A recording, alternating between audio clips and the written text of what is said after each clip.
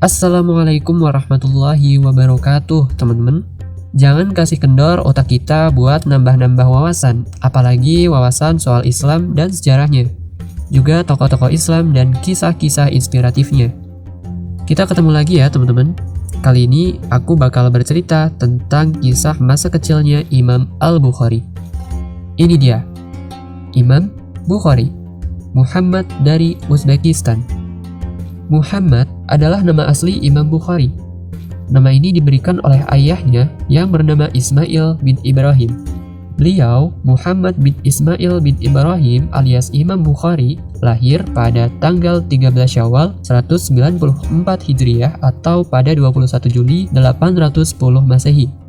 Kata Bukhara merujuk pada nama tempat di mana beliau lahir, yaitu di kota Bukhara, Uzbekistan. Al-Kisah, sejak kecil, Imam Bukhari mengalami kebutaan. Meskipun demikian, beliau memiliki daya ingat yang luar biasa. Beliau mampu mengingat setiap hal yang dibicarakan. Beliau juga mampu mengingat soal-soal yang dibacakan kepadanya. Dan bahkan, beliau mampu mengulang setiap bacaan yang didengarnya tanpa satu kesalahan pun, termasuk bacaan-bacaan dalam Al-Quran, dalam surat-surat Al-Quran.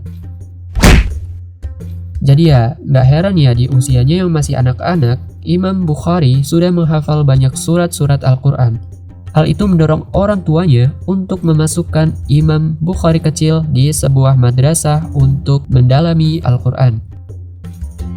Masa-masa sekolah pun dimulai.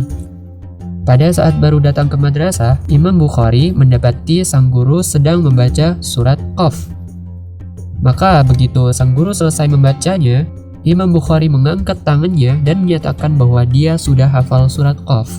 Tentu saja, pernyataan itu pastinya mengejutkan sang guru. Di umur yang masih anak-anak, Imam Bukhari mampu menghafal surat Qaf yang mungkin terbilang sulit bagi sebagian orang dewasa.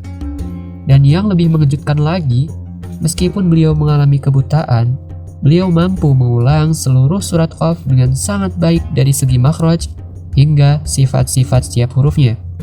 Sang guru pun memberikan dorongan kepada Imam Bukhari kecil dan memintanya untuk mempelajari hadis. Sekolah hari itu telah usai. Imam Bukhari dan teman-temannya pulang dari madrasah. Saat tiba di rumah, Imam Bukhari menceritakan apa yang dialaminya di madrasah kepada sang ibu. Beliau menceritakan tentang permintaan gurunya dan keinginan dirinya untuk belajar hadis. Namun, Ibu Al-Bukhari memintanya agar anaknya tetap mempelajari Al-Quran karena khawatir matanya yang buta akan menyulitkan beliau, Imam Bukhari kecil, untuk belajar hadis. Tetapi, Imam Bukhari kecil bersikukuh mempelajari hadis. Beliau kemudian pergi ke kamarnya sembari meraba-raba mempelajari hadis. Melihat hal itu, sang ibu tentunya bersedih tak berdaya meneteskan air matanya. Bagaimanapun, sang ibu hanya bisa berdoa, memohon kepada Allah untuk kesembuhan anaknya. Dengan linangan air mata, Ibu Al-Bukhari masuk ke dalam kamar dan berdoa, memohon kepada Allah SWT. Dalam doanya, sang ibu meminta agar penglihatan anaknya dipulihkan. Dan doa itu ia panjatkan hingga tertidur. Saat doa dipanjatkan oleh sang ibu, Imam Bukhari kecil sedang melafazkan surat Qaf ayat 22 yang berbunyi, "Sesungguhnya kamu berada dalam keadaan lalai dari hal ini. Maka kami singkapkan darimu tutup yang menutupi matamu, maka penglihatanmu pada hari itu amat tajam." Maka atas izin Allah, seketika itu Imam Bukhari dapat melihat kembali, teman-teman. Dengan girangnya, beliau lari menghampiri sang ibu yang tertidur karena banyaknya ia berdoa. Imam Bukhari memberitahukan kepada ibunya bahwa beliau sudah bisa melihat.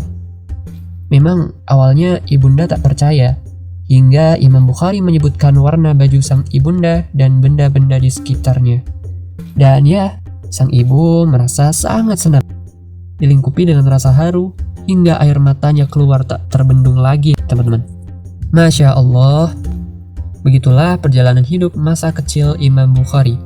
Sang ibu yang sangat penyayang tak henti-hentinya berdoa hingga pada suatu saat Imam Bukhari kecil sembuh dari kebutaannya atas izin Allah. Dan pada saat itulah sang ibu berupaya keras untuk memenuhi permintaan putranya untuk belajar hadis.